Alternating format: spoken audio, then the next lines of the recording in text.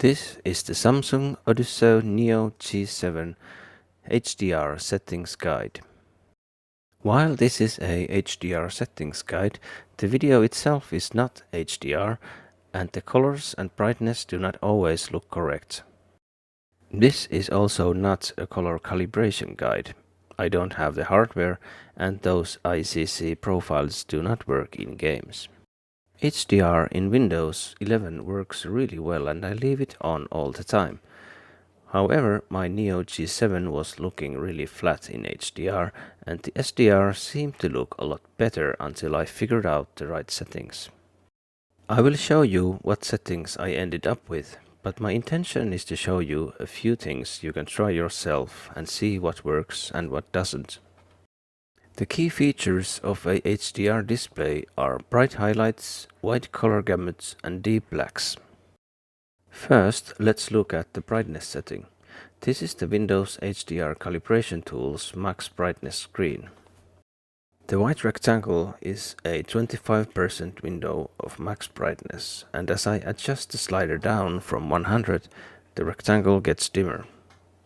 Unfortunately, my camera has not captured this, but you can try this yourself. Therefore, if we set anything less than 100, we are getting less than the max brightness for the highlights. Next, we look at color. For that, we will use a BT 2020 color chart in YouTube. I will link it below. Many displays advertise a DCI-P3 color range, but that is actually a lesser range of colors than the HDR standard BT 2020.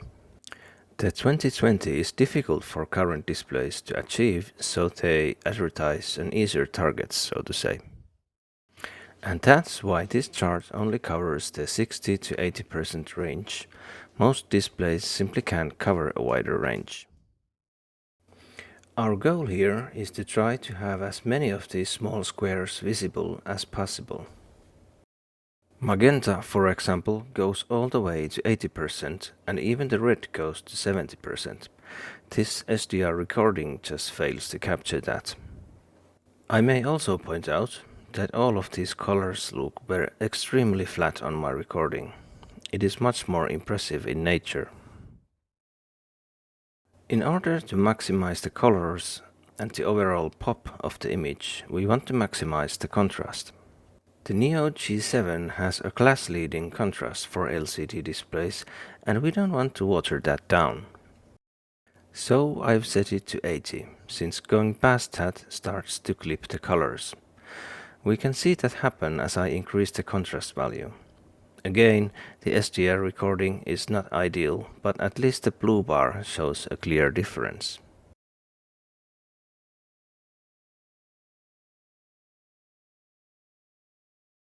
And then a quick look at the saturation.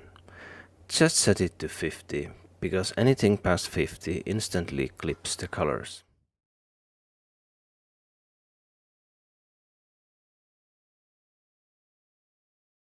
Finally, for the blacks, we have the strange setting called Black Equalizer.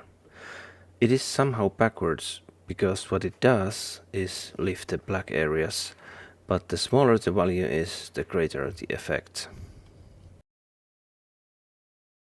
So I've set it to 20, because that means it's off. Now someone in Reddit recommended to set it to 13, as someone else had measured it to be correct. I was really struggling with this, because it really ruins the image. Shadow areas become flat, posterized and desaturated. I thought maybe the screen just sucks with dark areas, or maybe the games are doing something sketchy with the HDR, and I was just hating the whole experience. To demonstrate this, I have this True HDR YouTube video with some dry grass fields in shadow. Watch how it loses color and definition as I adjust the black equalizer to 13.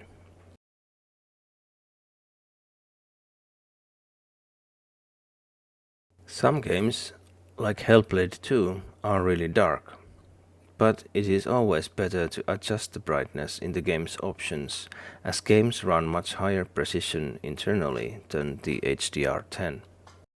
Few other settings to notice. I'm not using the contrast enhancer. It's not terrible and it may help with dark games, but I prefer the vanilla look the developer intended. I've set my refresh rate to 120.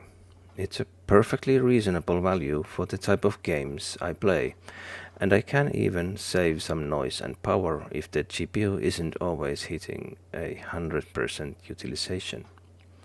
Do notice that for best motion processing, the 165 works better. You just have to hit that FPS as well. I have manually set the color tone to make the image more warm. Adjusting the color sliders doesn't cause clipping, at least with reasonable values. This is a highly subjective adjustment, but I've set it to red 55, green 53 and blue 50. And finally, a recap of the values I'm using.